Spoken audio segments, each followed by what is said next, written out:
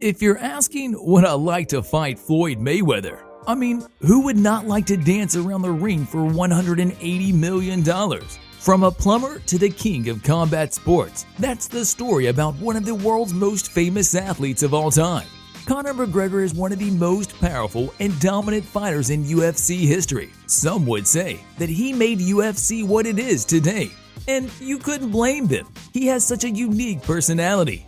Beginnings. Earning a 9-figure payday and living a lavish life, the Irish fighter was for a time considered the king of combat sports.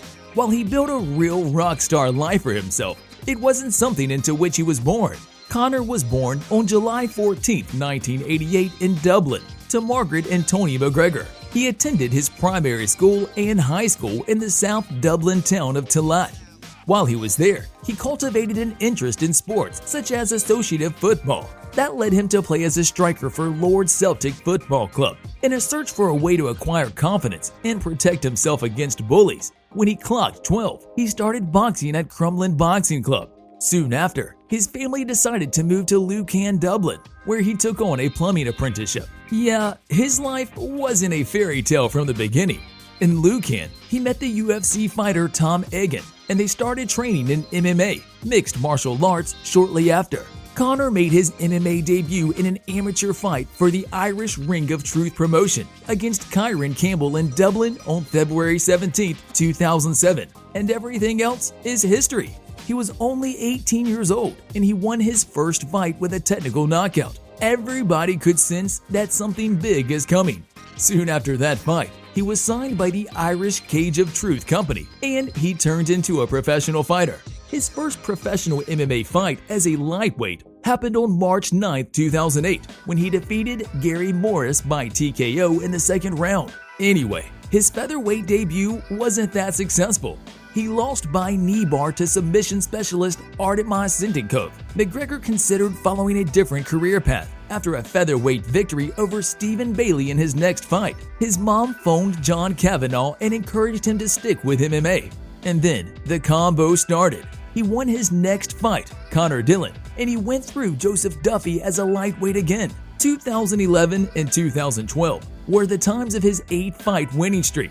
Conor became the first European professional mixed martial artist to hold titles in both classes. He earned both the CWFC featherweight and lightweight championship. But sometimes being brave, strong, and ambitious is not enough. You need to be lucky as well.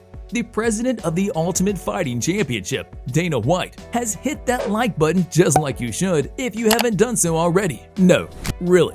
The president of the Ultimate Fighting Championship, Dana White, visited Dublin to accept a gold medal of honorary patronage from Trinity College in February 2013, and he was bombarded with pleas to sign McGregor to the UFC. Just a few days after the visit, White offered McGregor a contract for UFC. Dreams.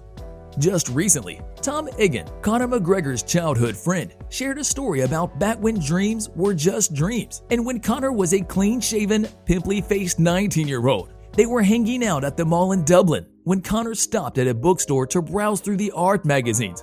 Both in the infancy of their MMA, they were hoping that a couple of minutes spent gazing through the pages of those magazines could confer on them some new skill. Before they left the store, Conor spotted Floyd Mayweather on the cover of the ring.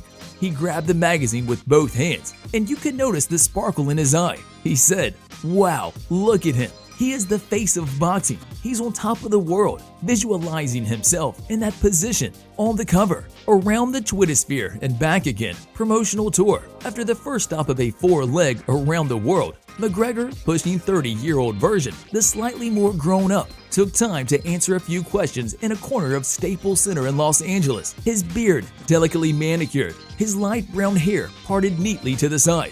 McGregor wore a navy suit, took the mic in hand, and started the trash talk. But this time, for no other but Floyd Money Mayweather. We all know that he lost his first professional fight, but he earned $30 million from that. Possessions. "If it wasn't me, I'd want to be me too," said Conor back in 2017. And this is probably the sentence that describes him the best. Back in 2021, McGregor took the top spot on the Forbes list of the world's highest paid athletes. With his cumulative earnings calculated at $180 million, he smashed that subscribe button and hit the notification bell. No, really, in all seriousness now, with his cumulative earnings calculated at 180 million, he left behind him Leo Messi and Cristiano Ronaldo. The guy who was once a plumber now owns a large number of very expensive cars, mansions, a yacht, and much more. Let's start with the cars. The luxurious Rolls-Royce with his art and nickname printed on one side.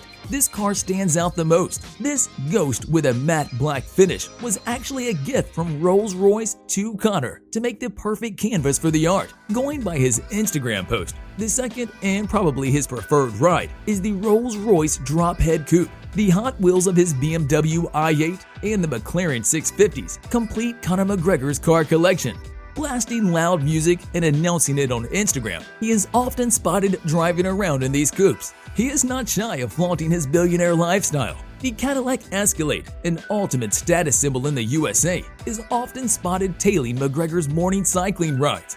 Even though, due to lack of paperwork, there were some reports of the vehicle being seized in Ireland, but McGregor continues to post pictures of the car on his Instagram profile. The ultra-popular and super-fast Lamborghini Aventador is one of the 3 Lamborghinis Conor has registered to his name. The car is a demon on the road, which shines bright in the daylight and has been nicknamed the Mutant by McGregor.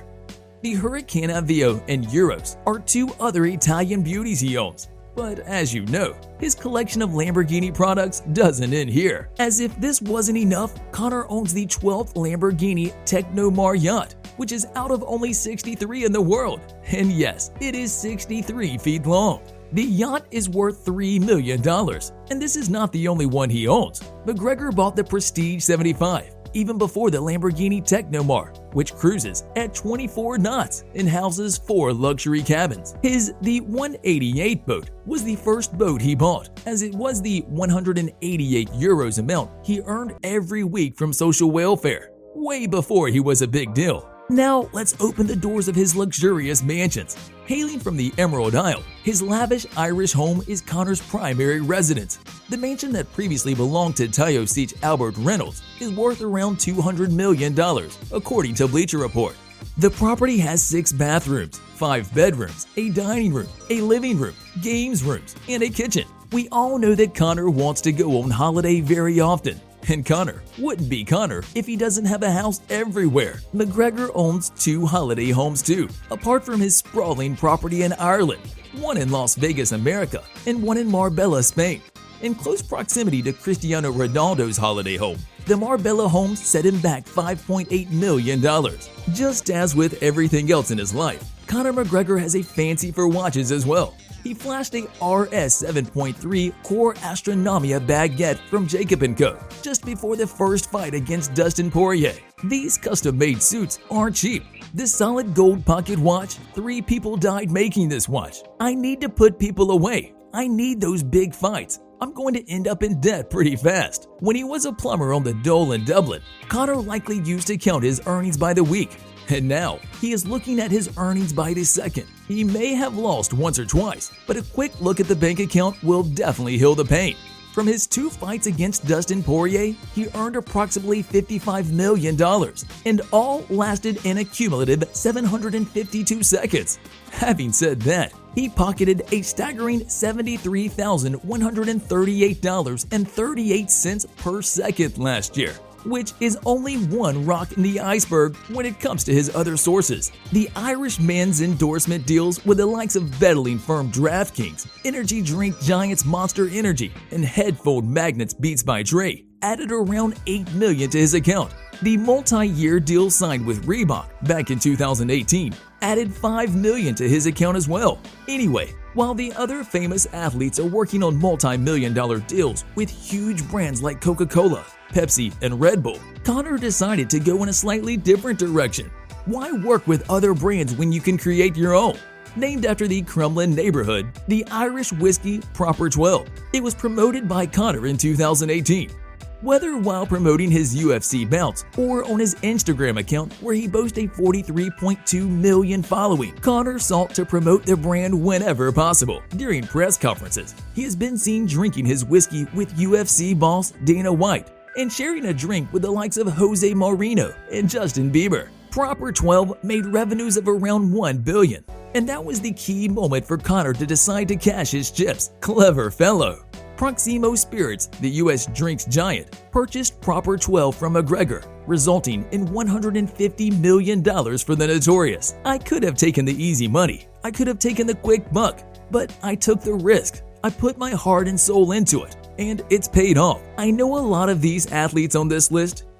They make so much from their sport, so much from their endorsements. I'm probably the complete opposite. I'm an outlier. I'm a disruptor, said Conor for Forbes. Thanks for watching. We'll see you in the next video.